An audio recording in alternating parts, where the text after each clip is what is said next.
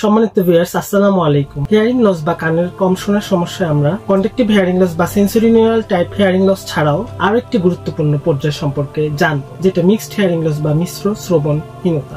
আগের ভিডিওগুলোতে আমরা কনডাক্টিভ হিয়ারিং লস বা sensory neural type hearing loss কেন হয় এবং কি কি কারণে হয় সে সম্পর্কে আমরা জেনেছি। আসুন আজ আমরা জেনে নেই মিক্সড হিয়ারিং লস কি বা কেন এই লসটি হয় এবং মিক্সড হিয়ারিং লসে ঠিক কি ধরনের লক্ষণ প্রকাশ পায়। এই ধরনের শ্রবণ সমস্যা মূলত কনডাক্টিভ হিয়ারিং লস এবং sensory neural type hearing loss, এই দুই ধরনের লসে একই সাথে বিদ্যমান থাকে। এর মানে হলো বাহ্যিক এবং অভ্যন্তরীণ কান উভয় ক্ষতিগ্রস্ত হয়েছে। ফলাফল, বাহ্যিক কান সঠিকভাবে অভ্যন্তরীণ কানে শব্দ পরিবহন করতে পারে না এবং অভ্যন্তরীণ কান শব্দ প্রক্রিয়া করে মস্তিষ্কে পাঠাতে পারে না। মিশ্র শ্রবণহীনতায় আক্রান্ত অনেক মানুষ শব্দকে খুব নরম ভলিউমে অনুভব করে এবং বুঝতে কষ্ট হয়। আসুন আমরা জেনে নেই ঠিক কি কারণে এই মিক্সড হিয়ারিং লস বা মিশ্র শ্রবণহীনতা রোগটি হয়ে থাকে। তার প্রাথমিক কিছু কারণ: প্রথমত, কানের মোম জমে যাওয়া, কানের পর্দা ফেটে যাওয়া, কানের হাড়ের সমস্যা, মধ্যকর্ণের সংক্রমণের ফলে শব্দ বাইরে থেকে কানের ভিতরে যাওয়ার পথে বাধা পায়। এছাড়াও বয়সজনিত হিয়ারিং লস,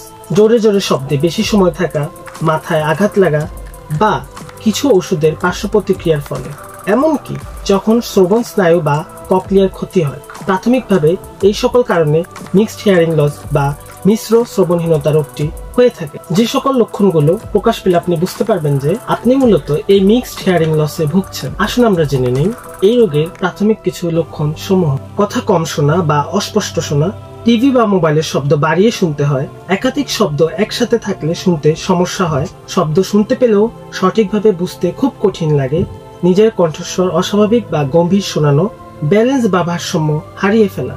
আলোচিত এই লক্ষণগুলো যদি আপনার নিজের মধ্যে বা পরিবারের কারো মাঝে, এমনকি আপনার আশেপাশে কারো মাঝে প্রকাশ পায়, তবে অবশ্যই তার স্বাভাবিক জীবনে ব্যাঘাত ঘটবে। সুতরাং এ ধরনের লক্ষণগুলো প্রকাশ পাওয়া যে কোনো ব্যক্তির ক্ষেত্রে খুব বেশি দেরি হয়ে যাবার আগেই একজন অভিজ্ঞ ডাক্তার বা একজন প্রফেশনাল অডিওলজিস্টের পরামর্শ নিন এবং নির্দেশনা অনুযায়ী পরবর্তী পদক্ষেপ গ্রহণ করুন। ধন্যবাদ।